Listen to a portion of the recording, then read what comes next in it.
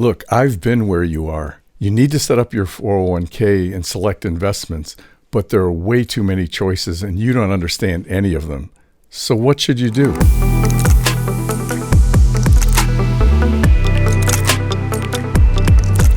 Look, I get it. Investments are complicated, so you took the easy way out and picked a target date fund. Are target date funds bad? Are all target date funds bad? Let's see if we can find out. Oh, so here he goes with the graphs again. Look, this isn't that hard. Let me explain what you're looking at. It's pretty easy. This vertical axis is compound annual growth rate, so higher the better. You want higher returns, not lower returns. And this axis is the maximum loss you would have incurred over whatever period we're looking at here. We're looking over a 15-year period, so most likely this loss is coming from 2008, 2009. A simpler way to look at this chart is anything up here, up and to the left is good, and anything down here, down and to the right is bad. You can kind of get a sense from the colors here. So now that you understand the chart, what are we looking at? Well, we're looking at a couple of benchmarks. I've plotted the S&P 500 total return index here. That's the S&P 500 with all of its dividends. And you can see that got about an 8% return with about a 55% maximum loss. So reasonable return, but a lot of loss. Really hard to take when you're facing that. At the other end of the spectrum, we have the aggregate bond index. So this is a very diverse bond index that's considered very safe. And you can see the returns are less than 4%, probably less than 3% here, roughly about maybe 2.5 to 2.9% returns. But you also had a minus 17% maximum loss. Now, what are all these little bubbles here in the middle? Well, what I've done is I've made these anonymous to protect the innocent. But these are target date funds from many of the major providers of mutual funds. You would easily recognize the names if I told you. But let's see, there are 5 different mutual fund providers represented here with all of these bubbles. And the ones over here further to the right are further out in a target date, so they're more aggressive. Then as you move in, they come in time. But I can tell you for certain that this one is a 2010 target date fund. And then these are the retirement income funds that a couple of the providers offer. And you can see they have lower returns, but much less risk. But what's interesting here is the returns don't go up much as you take more risk, as you go further out in time. So you're getting somewhere 3 to not even 4% here, and you're getting somewhere between 4.5 to 5, maybe 5.5% here. So you're getting a little tiny bit more return for a lot more loss. You're talking 30% or more loss here to get just a tiny, tiny little bit of return. That doesn't make any sense. So my view, target date funds are not good investments. You should stay away from them. What you want is a risk return structure that looks a little more like this, where as you take more risk, you get more return. Now, you're never going to get 6% more return with only 6% more loss. The markets don't work that way, but we can do a lot better than this yellow line, and I'll show you how. So why should any of this matter to you? Well, let's take a look at what happens if you invest in target date funds that are giving you 4 to 5.5% returns versus a portfolio that might provide 7, 8, 9, even 10% returns over the long term. So what happens over a 30-year period? Now, in this graph, I'm showing the effect of starting out with saving $10,000 a year in your 401k and then adjusting it up for inflation by 3% every year. And what happens if you get a 4% compound annual rate of return over that 30-year period? Well, you end up with about $816,000 at the end of 30 years. Well, even just going up by 1% more in return gives me an extra $100,000+ here at the end of 30 years. Oh, and by the way, if I go up, let's say I go up to 7% return, now all of a sudden I'm getting well over $400,000 more at the end of 30 years, and so on. And you can see at the extreme here, you're at $2.1 million at a 10% compound annual rate of return. So clearly you can see over a 30-year period, getting more return on your savings, your 401k investments, has a huge impact on how you can live your life after 30 years. And if you're 20 and you want to retire when you're 50, this is really important. So now let's look at what happens over a 40-year period. I kept the scale of the chart the same, $0 to $7 million here, but you can see the bars are a lot bigger. Okay, if we're at a 4% return and we go for 40 years, well, now we end up with $1.5 million, a little bit over that. That doesn't seem too terrible. But if we bump this up just by 3% to a 7% compound annual growth rate, we end up with almost double the money, almost $3 million here. Now, that's a lot of vacations if you get an extra $1.5 million when you're ready to retire at age 60. And then if we can get a higher return, let's go to the extreme, 10% compound annual growth rate. Now we're talking about $6 million at the end of 40 years. Now, don't get too excited. 40 years from now, $6 million is not going to be worth what it is today. So you're going to have to save more over time at some point to make this number even higher. This is why it's so important to just take a little bit of time, watch the rest of this video, and understand how easy managing your 401k can be. So look, creating your own target date fund is really easy. It's easy as 1, 2, not even 1, 2, 3, easy as 1, 2. So all I've done here in this first example is I've taken the S&P 500, which is a benchmark, and I've taken the aggregate bond index, which is another benchmark, and I've used the ETF SPY for the S&P 500 and the ETF AGG for the aggregate bond index. And I've put 60% in SPY and 40% in the aggregate bond index. I end up with a portfolio that has pretty decent return, a lot better than the returns that you were seeing in those target date funds, and better loss characteristics. This is a really good, simple trade-off. It's a no-brainer. At a minimum, do this. And a little bit later, we'll talk about what you can do if you don't have access to ETFs in your 401k plan. You only have access to a limited list of mutual funds. But you can do even better. Rather than using the aggregate bond index, if we use government treasuries instead, we're still using SPY for the S&P 500, but now we're using the ETF TLT for government treasuries. You'll notice the portfolio doesn't fall between these two anymore. It performs better than either one of them in some ways. So it has better return and better loss characteristics than the treasuries. And it has almost the return of the S&P 500 with a little bit more than half of the loss. That's a really good trade-off. And I would call this an aggressive portfolio. You should never try to get more aggressive than this, and I'll show you why going forward. You can beat the S&P 500 if that's what you want to do, but with a lot less risk. And again, let's take a look at how this portfolio performed relative to these target date funds. Much better option here. So now let's take a look at a little bit different way of making our portfolio.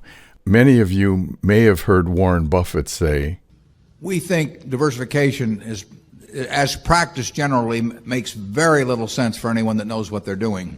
Diversification is a protection against ignorance. There is no value added." And very simply, by being less diversified, you can actually get better returns and oftentimes with less risk. So why did we choose the NASDAQ 100 here instead of the S&P 500? Well, obviously it has more return, but why does it have more return? Well, instead of 500 very broadly diversified stocks, the NASDAQ 100 has only 100 stocks, and they're more forward-looking companies, so less across-the-board diversification, and you end up benefiting from that.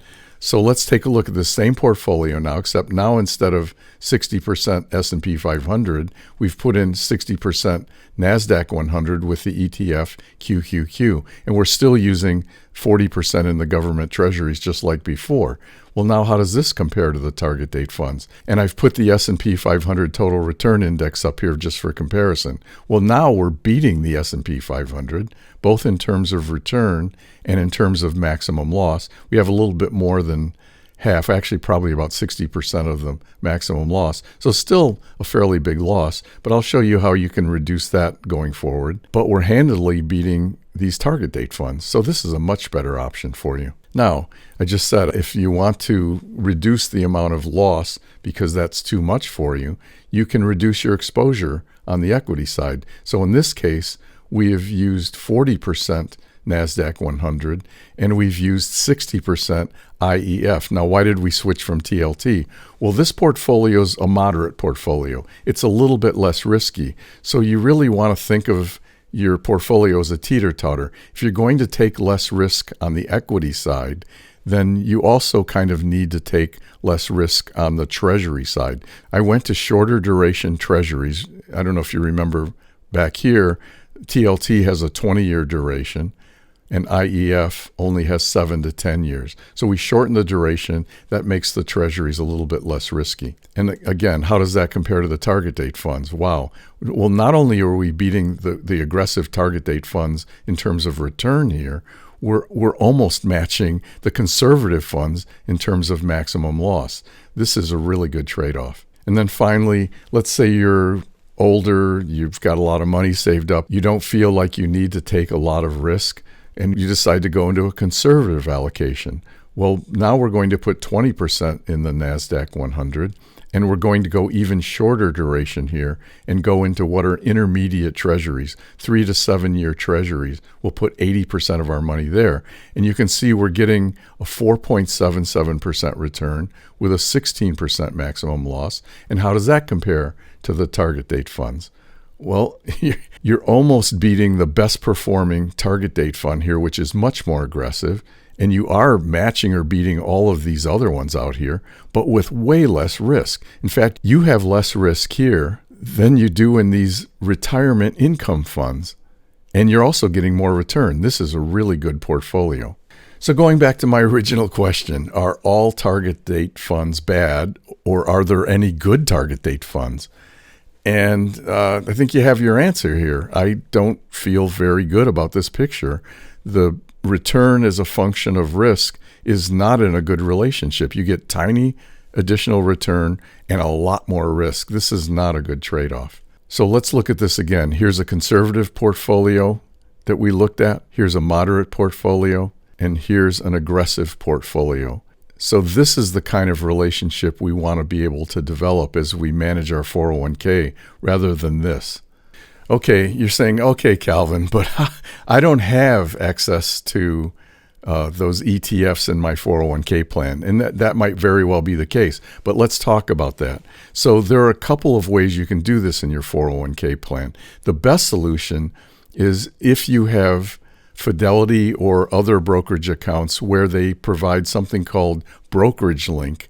That lets you trade individual stocks, ETFs, mutual funds, pretty much whatever you want. So that's ideal. If you have access to that, please use it. And then you can invest your 401k very much like I just described to you. But if you don't have access to brokerage link, the second best solution is to use 2 mutual funds from the offerings that you're provided. And I'll walk you through kind of how to look at those and decide what you want to do. But you can basically look for a tech-heavy mutual fund if your 401k provides it. If not, they almost all provide something like a S&P 500 fund or a Russell 1000 fund or something called large cap. You'll always find a mutual fund like that in your offerings. And then the other one you want to look for is a bond or fixed income fund that has a heavy concentration of U.S. government treasuries. So what does that look like? Well, first of all, on the brokerage link side of things, if you log into Fidelity or your other brokers, you look for something called Brokerage Link or Brokerage Link Roth. Now, you might not have these yet. You might have to sign up for these, but talk to your benefits person where you work and ask them if they offer Brokerage Link through your 401k plan. It's a really good way to go. So what if you don't have Brokerage Link? All right, so you log into your retirement account and you're going to find a tab someplace that's called Investments. And what you're going to do is you're going to scroll down and you should see investment choices. In this particular plan, there are 27 investment options, and you can see the beginning of the list here. So let's dive into this and take a look, and I'll show you how to evaluate what's there and how to choose the 2 mutual funds for your portfolio. Okay, so here we are at investment options, and you can see you've got a long list here of stock investments, and then you've got your sort of typical list of target date funds, which you want to stay away from. And then at the bottom, you've got your bond funds. First of all, stay away from anything that says Euro or FTSE. These are all mutual funds that invest in international companies. You don't need them. Look, large cap U.S. companies get about half their revenue from international exposure. So all you're doing by adding these in is you're really not diversifying your portfolio. You're concentrating it with international exposure. And historically, international companies have underperformed U.S. companies. So just don't go there. But you could pick something like this. Here's a BTC R1000. So R1000, Russell 1000 Index. Stock investments, large cap. It's had a very good 10-year return here. So what you're going to do is click on this, and then it's going to show you what the top 10 holdings are and give you some idea of how it's performed relative to its benchmarks. And then it's going to give you some information about the returns. So take a look and, maybe compare a couple of these and see if, there's one down here called the AF Mutual. I'm not sure what this is. Stock investments, large cap. But you want to stay with large cap. So we could look at this one and say, okay, it's over 10 years, it's done pretty well. I mean, you could pick one of these, whichever one you seem to like for whatever reason, and go with it. And that'll be your equity side. So now what do we do with the bond side of things? Well, if we look at this PIMCO income fund, you can see that as you look at the top 10 holdings, Treasury, Federal National Mortgage Association. These are all government instruments. Now, some of these are not U.S. government, but there's a fair amount here of U.S. government exposure, Treasury exposure. So I would probably pick this one. It's fine. You're not picking this for return. You're picking this for safety. It's the safety that's going to help you in down markets, not getting return from this side of things. You'll get your return from the entire portfolio. So with what we've just gone over today, you should be equipped to go in and make some better decisions than a target date fund for your 401k investments going forward. Look, my point is, with a very small amount of effort and little to no investment knowledge, you can do much better than a target date fund. I'm Calvin Rose, and thank you for watching today. If you like this video, please hit the like, subscribe, and notification bell so you won't miss an upcoming episode of Invest Smarter. That's all for now. Hey, thank you for watching. If you enjoy these videos, there's several ways on Patreon for you to support the channel and access exclusive content, including special posts on the markets, educational materials about how to select investments and manage your portfolio. And at the investor level, you'll have full access to our natural selection stock rankings so you can evaluate individual stocks or market sectors that fit your investment style. Check out the link at the pinned comments below, and thank you for your support.